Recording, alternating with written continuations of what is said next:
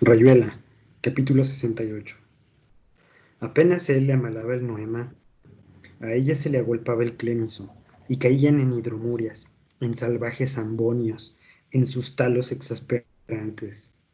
Cada vez que él procuraba relamar las cinco pelusas, se enredaba en un grimado quejumbroso y tenía que convulsionarse de cara al nóvalo, sintiendo cómo poco a poco las arnillas se espejonaban, se iban apeltronando, reduprimiendo, hasta quedar tendido como el trimalciato de ergomanina al que se le han dejado caer unas fílulas de cariconcia.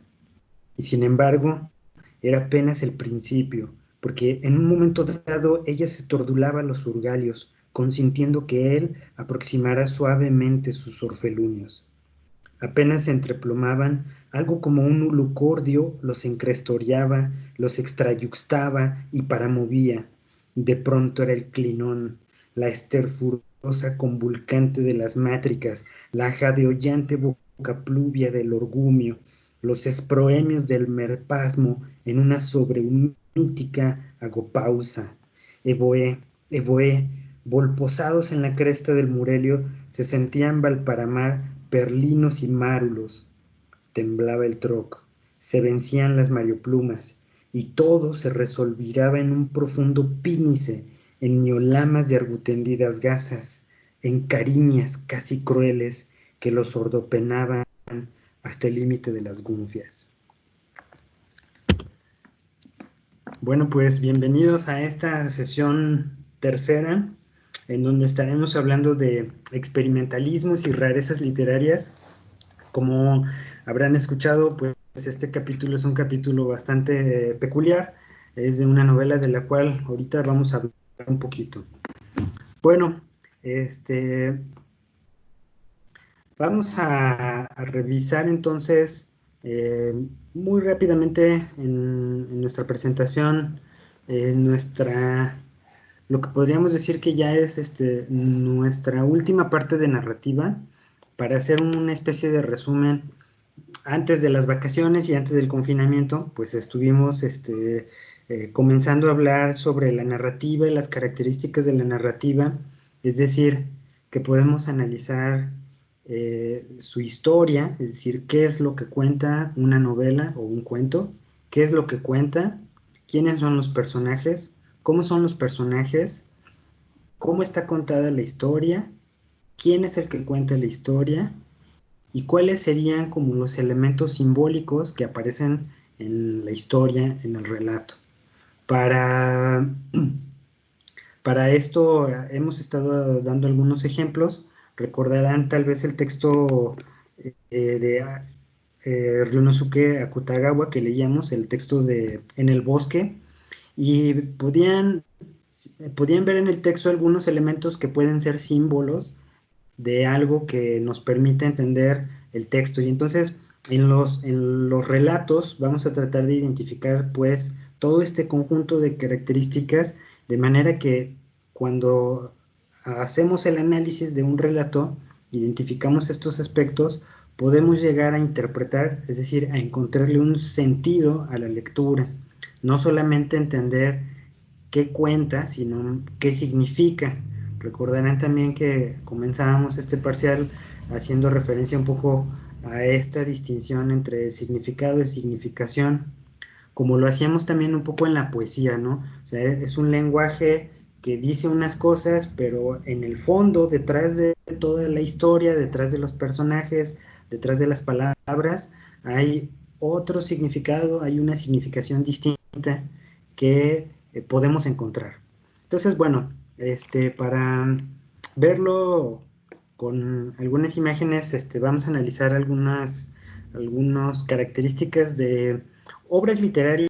Yo quería hablar de este tema, obras literarias que experimentan, ya sea con el lenguaje, con los personajes, con la historia, con la forma de contar las cosas, con la forma de ver el mundo, y que en este experimentar es una especie de descubrimiento de que la literatura no es solamente un contar historias y nada más, un entretener a las personas con historias curiosas, bonitas, simpáticas, emocionales, emotivas, trágicas, sino que por sobre todo la literatura es un espacio de creación para los escritores y que los escritores, algunos, quizá no todos pues, pero los escritores se toman la literatura justamente como eso, como un espacio para jugar con el lenguaje, ¿sí? Entonces, bueno, eh, aquí tienen la trayectoria que estamos llevando. Entonces ahora vamos a hablar sobre experimentalismos y rarezas en la literatura, en particular pues obviamente en la novela, pero igual haremos mención de la poesía. Bueno, lo primero que tenemos que tener en cuenta, aquí en la imagen pues vean, tienen un texto bastante peculiar porque está impreso en unos materiales distintos a los tradicionales, lo que permite también un juego de palabras que se ven a través de las páginas, etcétera, ¿no? Bueno, vamos al grano.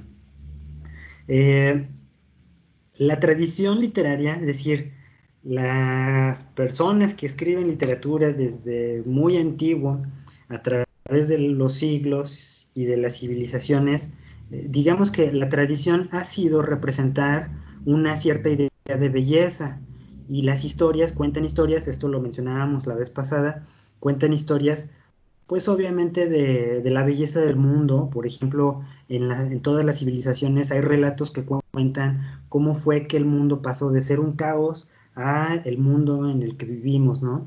La creación del mundo, eh, el nacimiento de los dioses, el dominio del orden por encima del caos, etcétera, ¿no? Puede ser también la tradición de representar la belleza de los héroes o las heroínas, la belleza de los dioses en contraste con lo mundano del mundo humano, pues valga la redundancia o la cacofonía. Eh, es decir, cuentan la belleza de ciertos individuos que son ejemplares para los demás seres humanos, que son un ejemplo por su valor, por su honor, por su moral, por su personalidad, o también a veces son ejemplos en negativo, es decir, son ejemplos de lo que no tenemos que hacer, son ejemplos de que nos enseñan a vivir la vida para aprender de los errores de los otros. En fin, la tradición literaria, por ponerlo pues en esos términos, la tradición busca representar la belleza del mundo, de un héroe, de una elección de vida, ¿no? En esos términos. Pero, en particular, en el mundo moderno, vamos a decir que hay un momento en la historia de la humanidad en la cual los artistas toman un poco más de conciencia de lo que hacen y entonces si antes hacían una obra para expresar la belleza y que todo el mundo dijera, ah, qué bonito, pues en realidad hay un momento en el que los artistas empiezan a decir, bueno, a mí no me interesa tanto que digan que está bonito, sino que más bien me interesa que digan que es original. Y vean que estamos ya hablando de dos términos que son muy diferentes. Una cosa es la belleza y otra cosa sería la novedad, la originalidad. Así que de repente los artistas empiezan a buscar crear a través del arte una realidad distinta, una realidad nueva, una realidad que a veces es lo contrario pues, del mundo real, ¿no?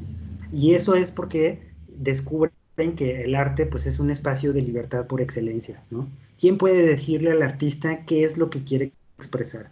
Pues nadie, ¿no? El artista en ese sentido se convierte para el mundo moderno, el artista es un símbolo de libertad creativa, de expresión libre y original, ¿sí? Hoy en día consideramos que un artista es dueño de una obra que le pertenece porque surgió de su mente, porque él la elaboró, porque él ha creado un concepto.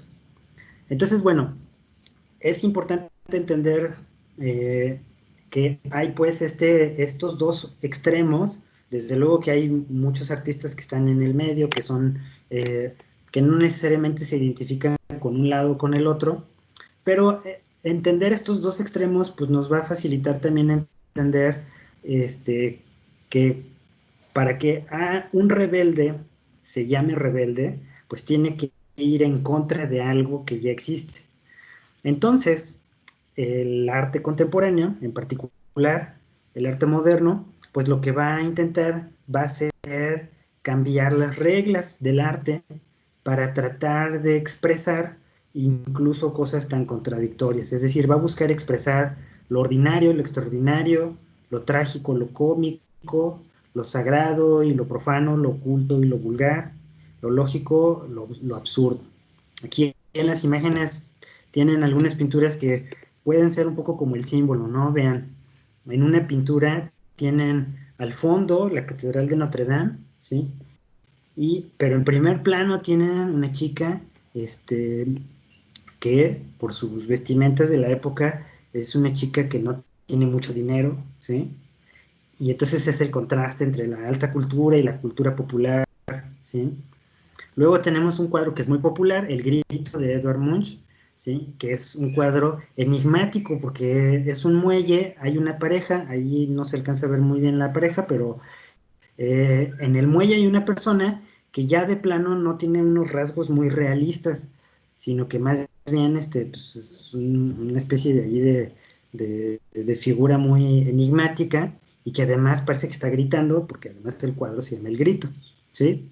Los colores son muy violentos, no son colores muy realistas, vean que los trazos no quieren reflejar la realidad, sino que por el contrario quieren mostrarnos una escena completamente extraordinaria, o sea, fuera del ordinario, ¿sí?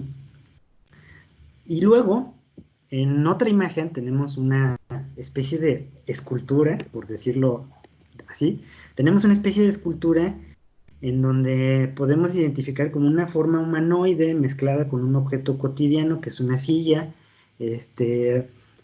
pero la parte superior es completamente sin sentido, es completamente absurda, ¿sí? Y por último, una escena de una escultura en alambre de aluminio que, dependiendo de la perspectiva, uno logra identificar la silueta de un ser humano, ¿sí? La silueta de una persona. Pero si uno se cambia de posición, lo que ve es un montón de alambre. Solamente se puede ver desde cierto ángulo la figura del ser humano. Entonces, bueno, estos son ejemplos en las artes visuales, pero son unos ejemplos que tal vez les puedan dar una idea de que en el mundo hay artistas que siguen la tradición y hay artistas que rompen la tradición. Entonces vamos a ver algunas obras muy rápidamente para que ustedes tengan como esa recomendación literaria y eh, como yo sé que todos son curiosos, irán muy rápidamente a internet a buscar las obras para descargarlas y leerlas esta noche y las noches que vienen hasta que acaben todas las recomendaciones que estamos haciendo en este curso. Bueno, fíjense bien, este es un poema, ay, no puse el nombre. Bueno, el nombre es Stefan Mallarmé. El poema se llama Un lance de dados o una tirada de dados, o sea, cuando arrojas los dados, ¿sí? Y el poema gira en torno al concepto del azar. Este poema del siglo XIX es muy original en su momento porque juega con la tipografía y con el acomodo de las palabras en la página. Así que si tradicionalmente un poema se escribía pues, como de manera muy ordinaria, a partir del poema de Mallarmé vamos a empezar a encontrarnos con los poetas que empiezan a jugar a acomodar los versos y las palabras, el tipo de letra, incluso a veces hasta los colores, ¿sí?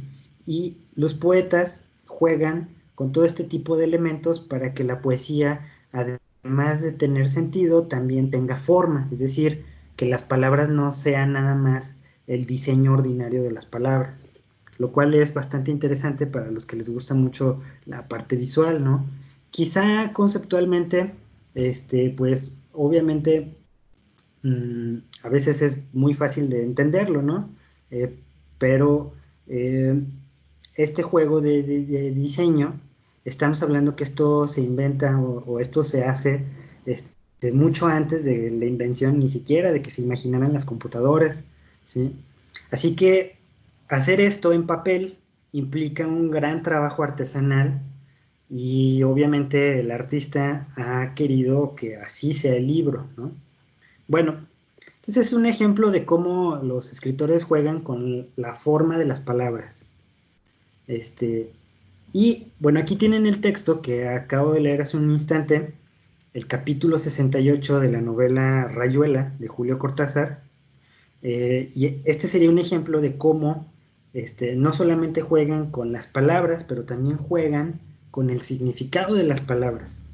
Aquí Julio Cortázar lo que hace es que los personajes de esta novela tienen una especie de idioma o de dialecto que ellos mismos se inventan y juegan a hablar en ese dialecto, y entonces de repente caemos en un capítulo que está contado así, y que si ustedes ponen un poquito de atención y releen el capítulo, se darán cuenta de que es una escena erótica, ¿sí? Entonces hay una intención de contar una escena erótica, un encuentro amoroso, pero para eso inventa un lenguaje completamente,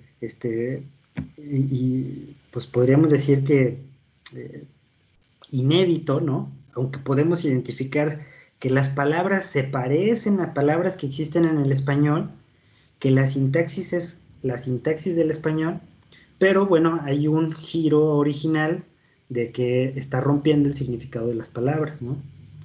Bueno, luego tenemos novelas que, como decía hace un instante, ¿no? Eh, Buena parte de la tradición artística se interesa en representar la realidad tal y como es, para tratar de encontrar el lado más bello, ¿sí?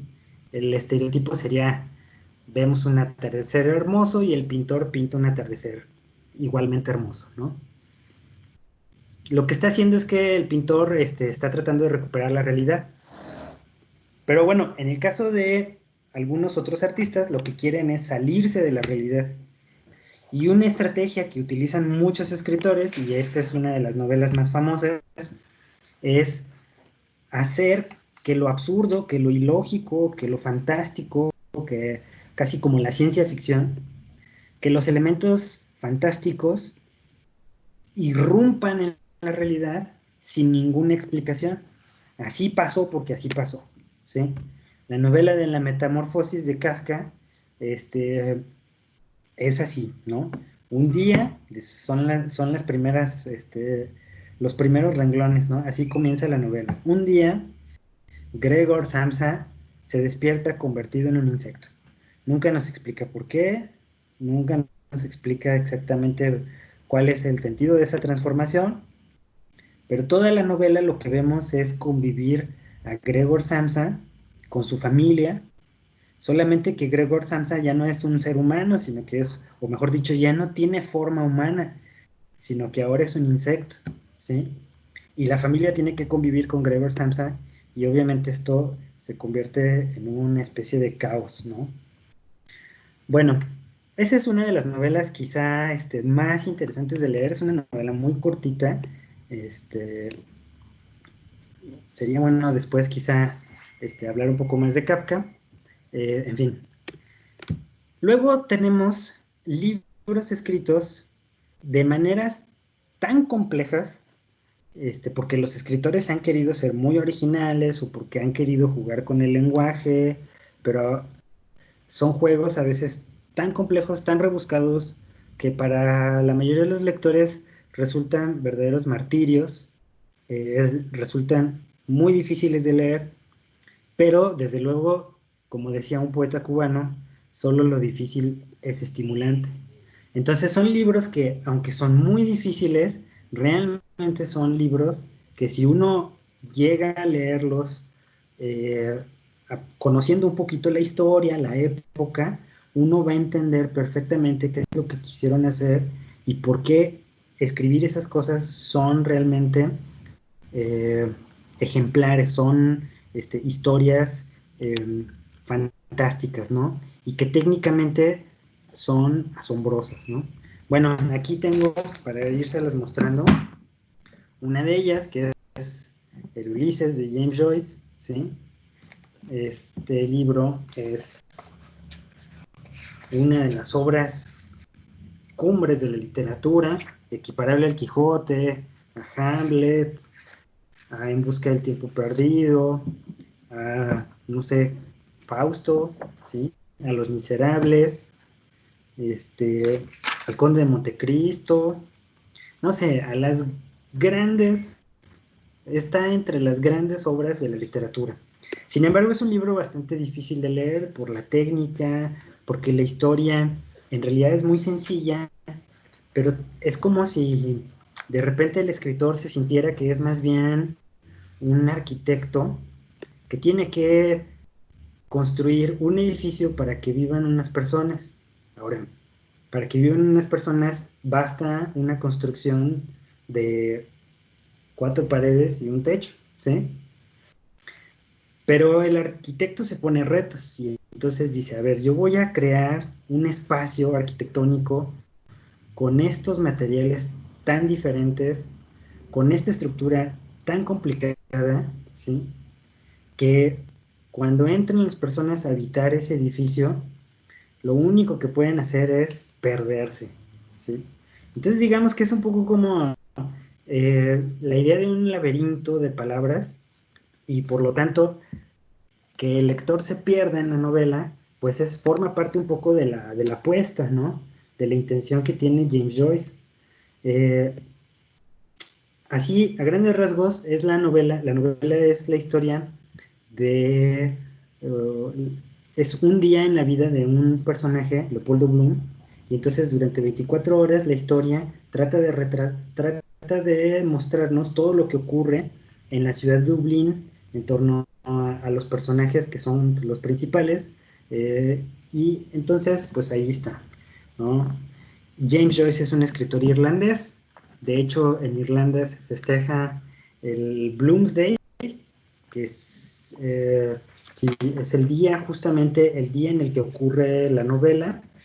Es una especie de festejo literario que se acostumbra.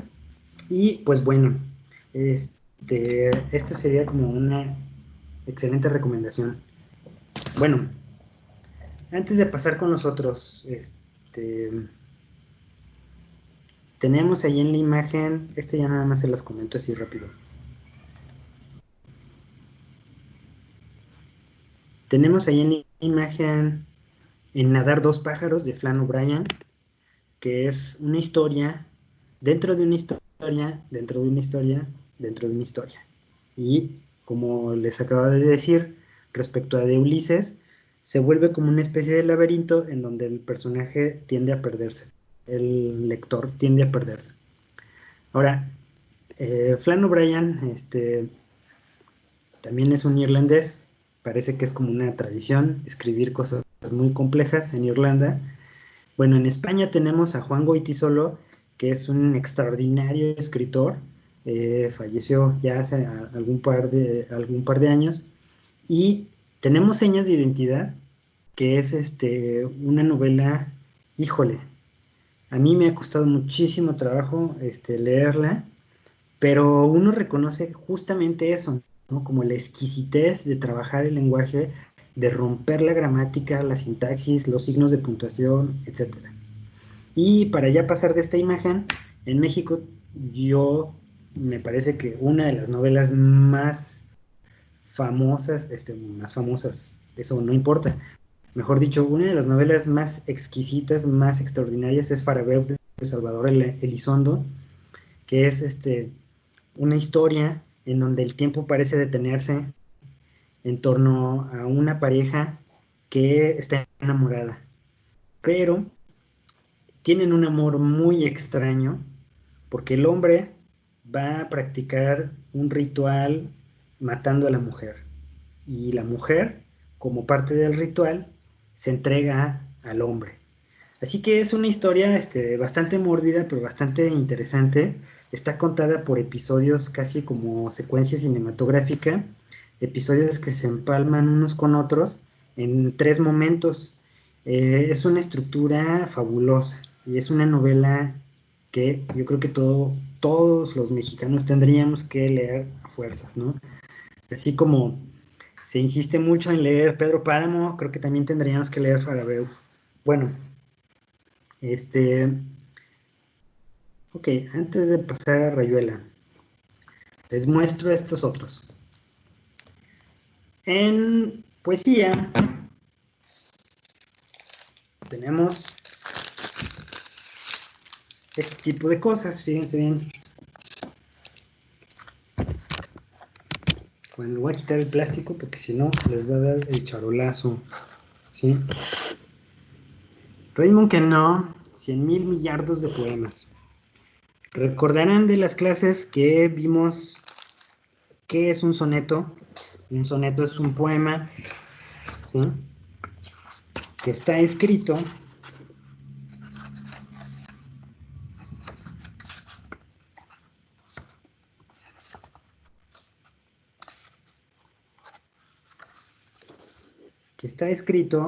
uy, lo malo es que la luz no va a ayudar.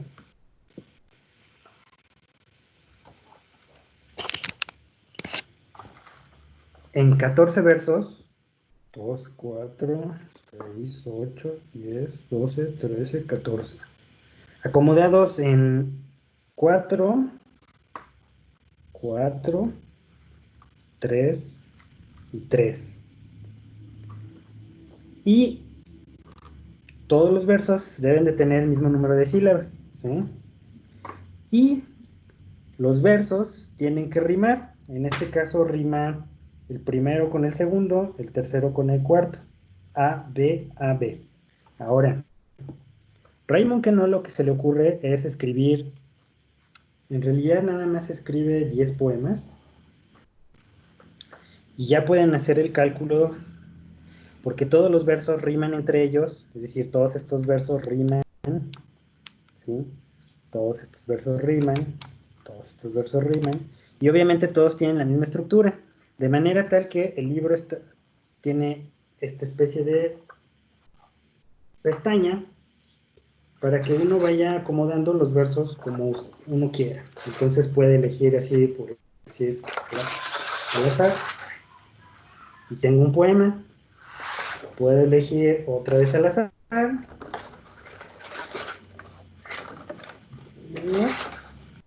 tengo otro poema, y así, etcétera. No lo quiero hacer porque no lo quiero maltratar.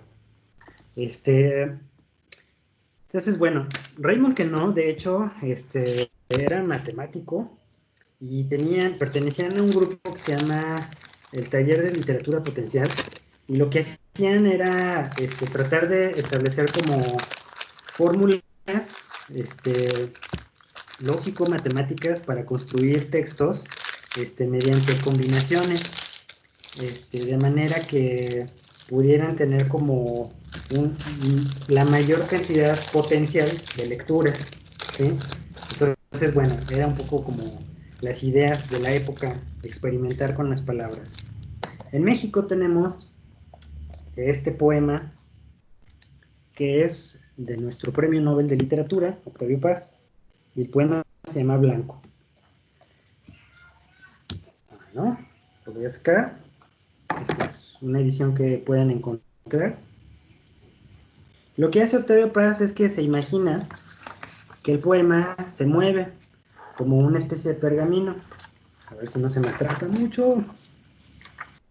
Entonces, lo que hace es que literalmente el poema, en lugar de leerse como un libro tradicional, se lee así. Pero además está acomodado en 3 columnas. Así que hay al menos 3 poemas distintos para ir siguiendo la lectura, ¿sí? En algún momento cambia el color de las letras, ¿sí? Como acá. Y, en fin, también no lo voy a mover mucho porque si no se me maltrata, pero ahí está. Y, bueno, y luego está en Argentina, tienen a este escritor que se llama Julio Cortázar, autor de esta novela. Vean que es un libro que ya está muy maltratado. Julio Cortázar escribe este libro y se le ocurre hacer lo siguiente, fíjense, lo van a ver en la diapositiva. El libro comienza con un tablero y dice que uno puede leer el libro de la manera tradicional, es decir, si ustedes ven todos los capítulos, pues obviamente están numerados, ¿sí? Capítulo 1, capítulo 2, etcétera, etcétera, ¿no? Entonces, puedo leer el capítulo, perdón, puedo leer la novela en el orden normal, 1, 2, 3, 4, 5, 6, 7, 8, 9, y uno llega de repente a al capítulo 63, 56, perdón,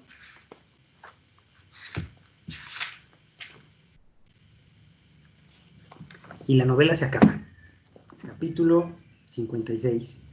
Pero de repente empieza otra sección que dice capítulos prescindibles, es decir, estos capítulos no necesitas leerlos. Si quieres leer normal, puedes leer el libro aquí y ya acabaste. Pero nos explica al inicio de la novela, ¿sí? Nos explica al inicio de la novela que podemos leer la novela en otro orden. Al final de cada capítulo, por ejemplo, aquí estamos en el capítulo 40, y al final de cada capítulo nos indica a qué capítulo te tienes que brincar. Entonces la novela, en realidad, la otra opción es leer la novela comenzando por el capítulo 93, y luego pasas al 1, y luego pasas al 63, luego al 2, luego al 153, y así. Total que el orden de los capítulos empieza a cambiar, aunque no necesariamente cambia completamente, pero lo que ocurre es que es un libro que resulta toda una experiencia leer, porque es una experiencia de estar cazando los capítulos, ¿sí? Quizá la historia tiene su sentido, pero jugar con el libro como objeto de esa manera es una idea bastante peculiar. Bueno, vamos a avanzarle porque no quiero extenderme muchísimo. Entonces aquí está, aquí tienen en la presentación, podrán leer un poquito sobre lo que dicen. Este es Rayuela de Julio Cortázar. Y bueno, para terminar, pues están las lecturas cuyas historias pintan un mundo muy radical, en muchos sentidos, porque los autores, las escritoras o escritores han querido hacer cosas, pues como muy coquetas, ¿no? Vamos a decirlo así, como muy experimentales, muy acá, muy raras. Virginia Woolf, por ejemplo, tiene esta novela de Orlando, que es una biografía, pero es la biografía de un hombre que atraviesa el tiempo, ¿no? Entonces, pues, ¿cómo contar la biografía de alguien que está más allá de la historia? Entonces es un libro excepcional. Estas son puras recomendaciones. No quiere decir que sean los más raros, ni tampoco quiere decir que sean los mejores. Son recomendaciones que les hago porque son libros que yo he tenido posibilidad de leer y que me parecen muy sorprendentes. Y que creo que además también tal vez les van a interesar, porque pues obviamente no tiene chiste recomendarles libros que no les van que ahorita no, a lo mejor no van a poder conseguir o no van a poder leer. Bueno, esta es una recomendación muy buena de Michel Houellebecq, Las partículas elementales. Es una historia medio de ciencia ficción, en donde, como ya se puede clonar al 100% de los seres humanos, la sociedad ha quedado completamente transformada. Como ya nos podemos clonar, el sexo queda en segundo término, es decir, el sexo ya solamente cuenta como un entretenimiento ahí más, porque la reproducción ya no tiene nada de espiritual.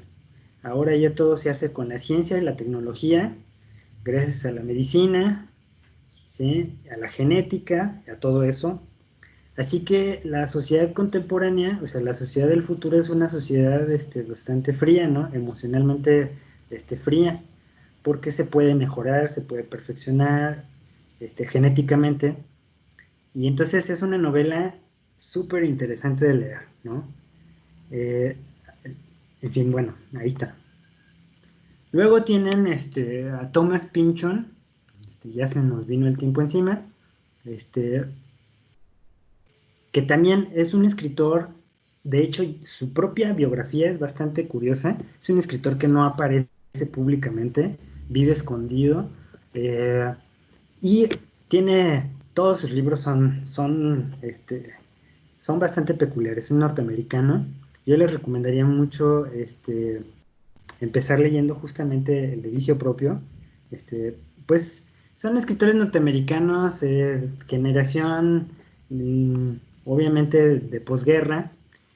Entonces tienen este rollo de alucinar completamente que el mundo puede ser caótico pero feliz. Y los personajes así son, ¿no? Y por último, quizá entre la literatura más radical están algunas mujeres escritoras de hoy en día. Este libro en particular a mí me sacó completamente de onda, pero es un librazo. Es Marie Darrieussecq, es una escritora francesa. Tiene este libro que se llama Marranadas, que es la historia de una mujer que se convierte en cerdo. Pero esta historia tan extraña, tan absurda, eh, es una denuncia muy, muy fuerte, justamente sobre el trato que le dan la sociedad de las mujeres. Así que es una novela muy buena, muy interesante, aunque obviamente es una lectura bastante peculiar, es una historia peculiar. Entonces, pues bueno, ahí está.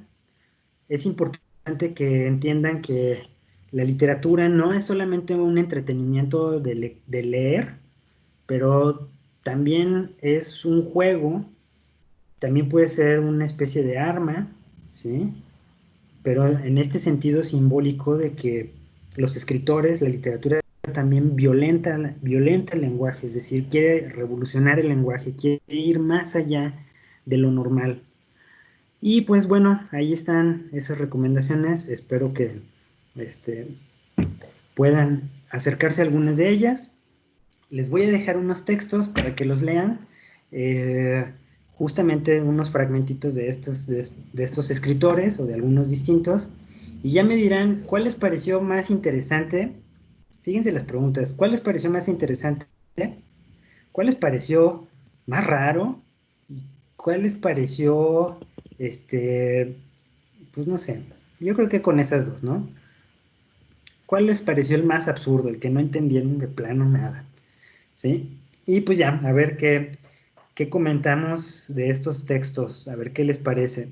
Ya las últimas sesiones vamos a hablar de cine, de teatro, entonces pues vamos a ir cerrando ahorita con la novela para ya pasar a los otros géneros que nos faltan, que son los guiones, guión cinematográfico y guión teatral.